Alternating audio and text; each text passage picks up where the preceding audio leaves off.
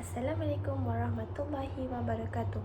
Nama saya Nur Fazzilah binti Abidin, nombor matrik DPAKC 1902003 dari kohort Jun 19C. Jadi, hari ini saya ingin membuat perbezaan dua kurikulum pendidikan awal kanak-kanak di luar negara, iaitu Montessori dan Reggio Emilia. Okey, first sekali saya ingin menerangkan mengenai pengenalan kurikulum. Usia awal kanak-kanak merupakan masa emas bagi mereka di mana 80% perkembangan otak kanak-kanak mencapai kesempurnaan. Pada masa ini, kanak-kanak harus dirangsang dengan baik untuk membangunkan kecerdasan pelbagai. Perkembangan dunia pendidikan mula membuat orang dewasa sedar akan pentingnya pendidikan kanak-kanak sejak awal, dan pelbagai sekolah juga menggunakan model pendekatan pembelajaran untuk menarik perhatian kanak-kanak. Terdapat pelbagai jenis pendidikan kurikulum pendidikan awal kanak-kanak di luar negara.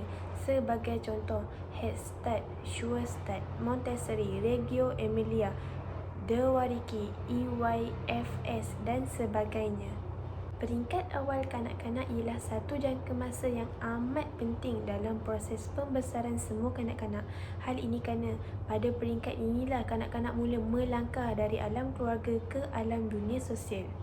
Pada masa inilah kanak-kanak berdepan dengan pelbagai cabaran yang mana bagi kebanyakan kanak-kanak tidak serupa dengan apa yang mereka temui sebelum ini. So, pada hari ini saya akan membuat perbezaan dua kurikulum pendidikan awal kanak-kanak di luar negara, iaitu Montessori dan juga Reggio Emilia. Okey, yang pertama saya ingin memberitahu mengenai latar belakang Montessori dan juga Reggio Emilia. Okey, yang pertama, Montessori.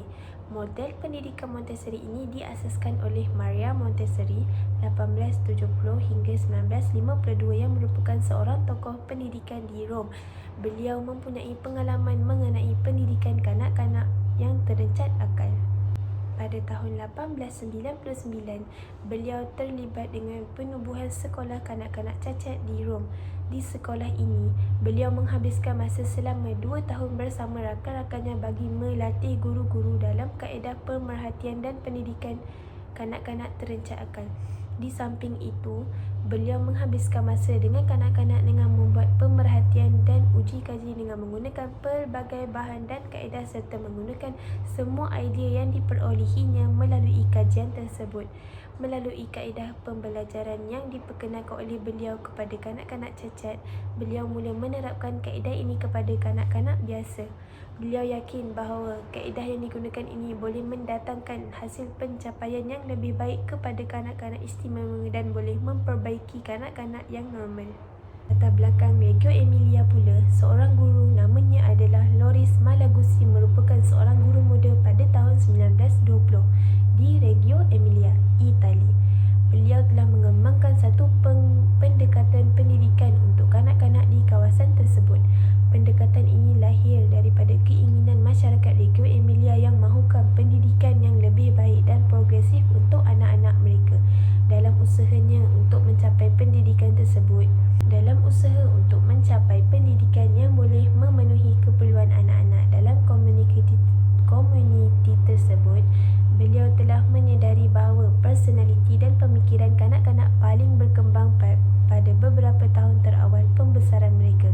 Setiap kanak-kanak menggunakan cara yang berbeza untuk mengekspresikan diri mereka, dan Malaguzzi membagi cara ini 100 language, 100 bahasa. Oleh itu, pendekatan Reggio Emilia menjadi semakin popular apabila ia mendapat pengiktirafan dari majalah terkenal Newsweek pada tahun 1991 sebagai salah satu daripada 10 sekolah terbaik di dunia. Kemudian, pada tahun 1997, Pusat Kanak-kanak Prasekolah dan Kanak-kanak di Reggio Emilia telah bekerjasama. Matlamat kurikulum bagi Montessori. Matlamat program ini adalah sebagai satu pendidikan individu yang menekankan intelektual secara umum terhadap sesuatu subjek. Di samping itu juga, pengurusan bahan dengan menggunakan bahan yang konkret yang dibina khusus untuk mengajar. Antara prinsip-prinsip terpenting Montessori adalah melalui pendekatan individu, kepentingan tugas, kehidupan yang sebenar dan kurikulum berteraskan urutan-urutan sesuatu aktiviti tersebut.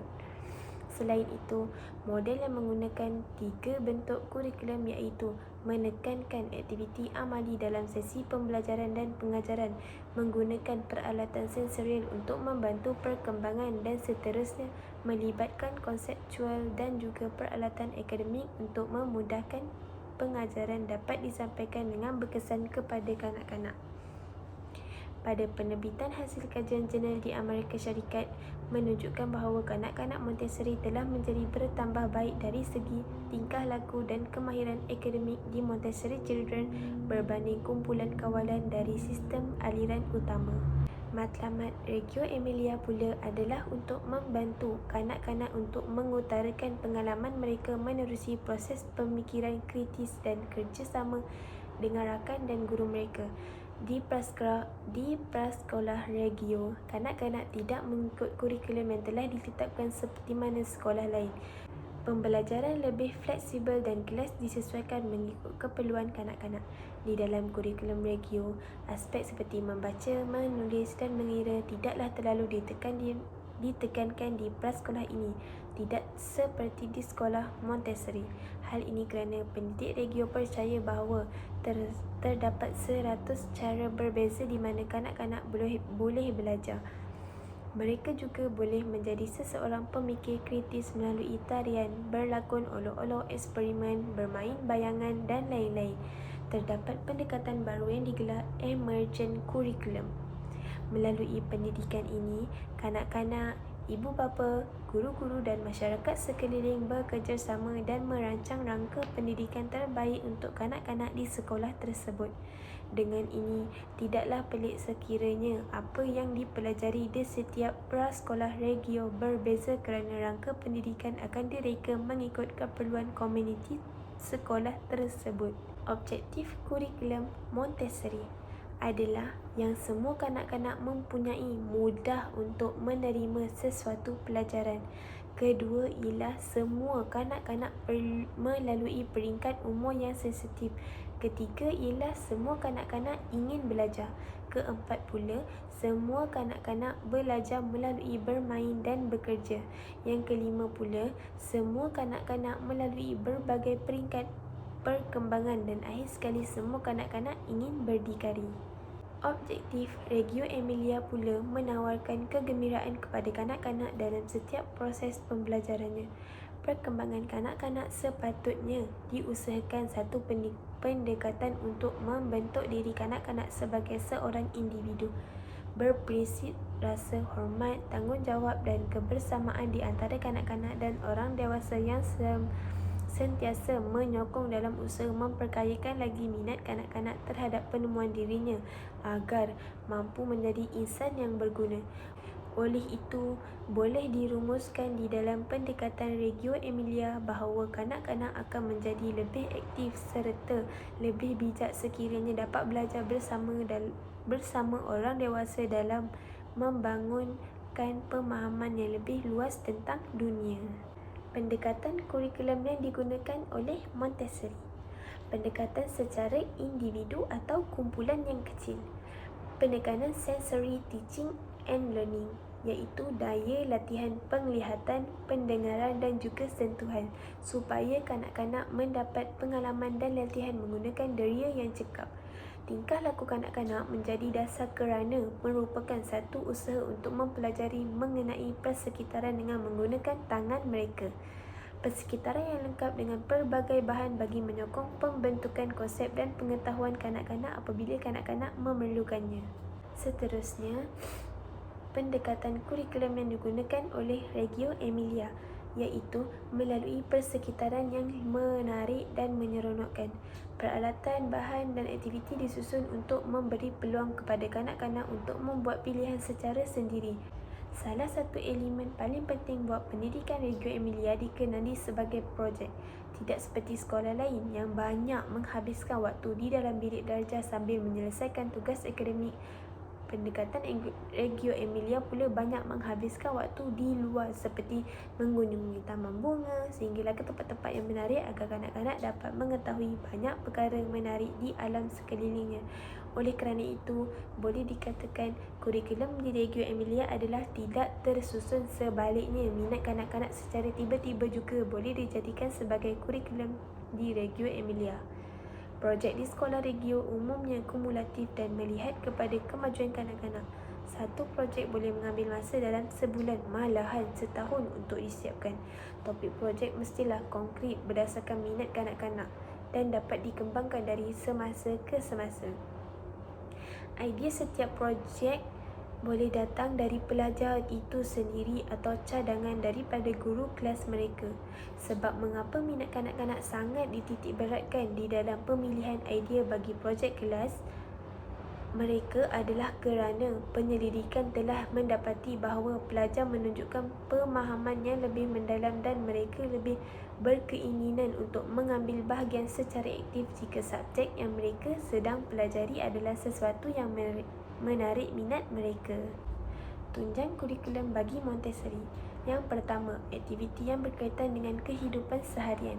Aktiviti seharian bukan sahaja dilakukan di sekolah, malah di mana-mana sahaja. Sebagai contoh, melipat baju, menuang air, membasuh baju dan sebagainya. Ia lebih kepada kemahiran dalam kehidupan seharian.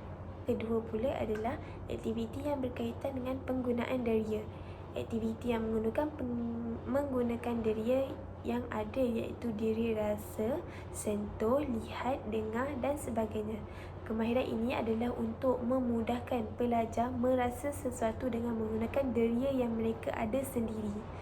Yang ketiga pula adalah aktiviti yang bercorak akademik, lebih kepada pengajaran akademik seperti pengajaran abjad, nombor dan sebagainya. Kaedah yang digunakan sesuai dengan masalah pembelajaran kanak-kanak. Selain itu, bahan bantu mengajar yang disediakan mempunyai sifat-sifat khas supaya kanak-kanak boleh menggunakan deria mereka dengan sepenuhnya. Selain itu, kurikulum Montessori juga lebih menekankan kepada sensory teaching and learning. Hal ini kerana kaedah ini lebih tertumpu kepada latihan daya penglihatan, pendengaran dan sentuhan yang bermatlamat agar kanak-kanak mendapat pengalaman dan latihan deria yang cekap.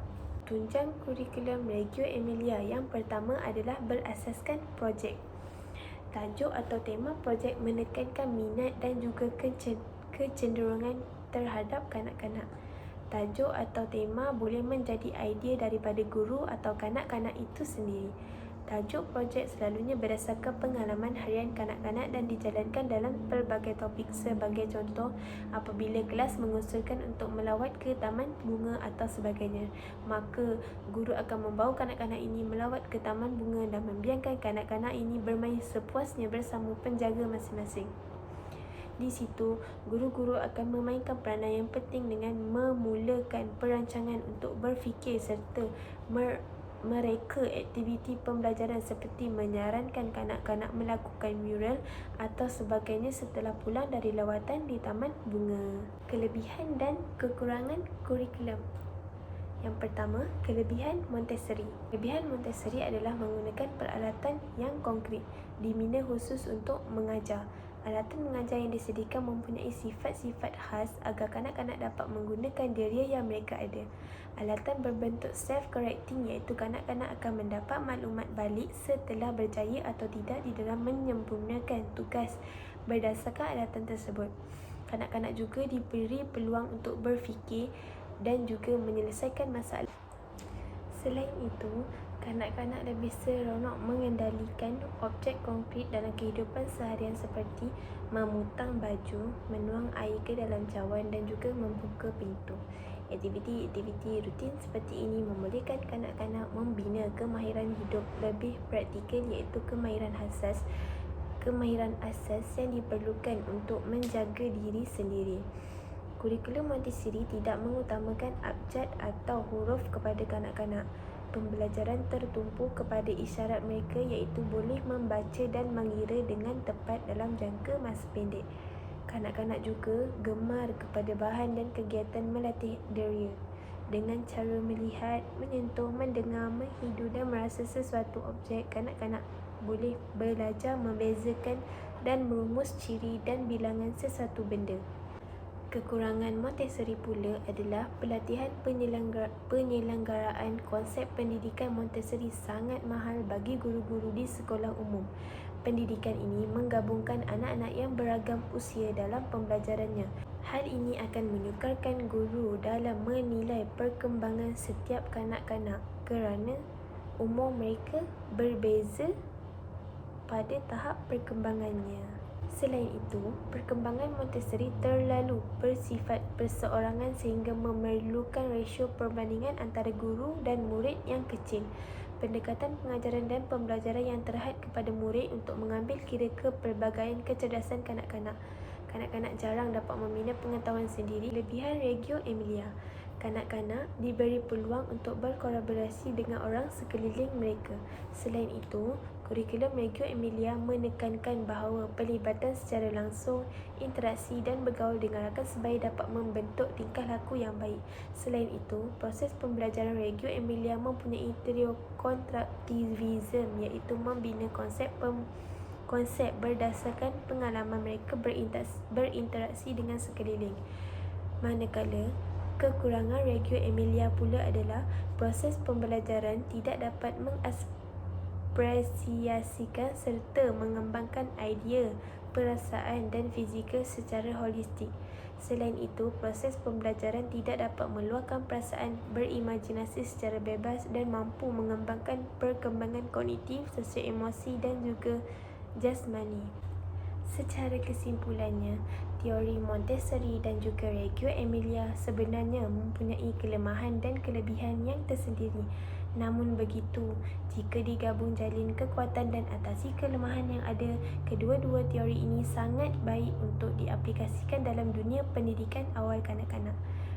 Pendidikan awal, iaitu pada peringkat awal kanak-kanak, adalah merupakan persediaan kanak-kanak sebelum mereka melangkah ke pendidikan formal, iaitu peringkat sekolah. Kanak-kanak perlu didedahkan dengan pengajaran dan pembelajaran yang bermakna agar mereka dapat membina kekuatan dan keyakinan dalam dan hidup bersosialisasi. Melalui kurikulum Montessori, dapat banyak faedah yang boleh diperolehi oleh kanak-kanak, iaitu dalam membantu perkembangan kognitif, fizikal, sosial dan emosi mereka. Aktiviti-aktiviti yang direka khas untuk kanak-kanak di dalam kelas dapat membantu mereka memperkembangkan, menyusun, meluas dan menghalusi persepsi deria dari segi penglihatan, pendengaran, bau dan juga rasa.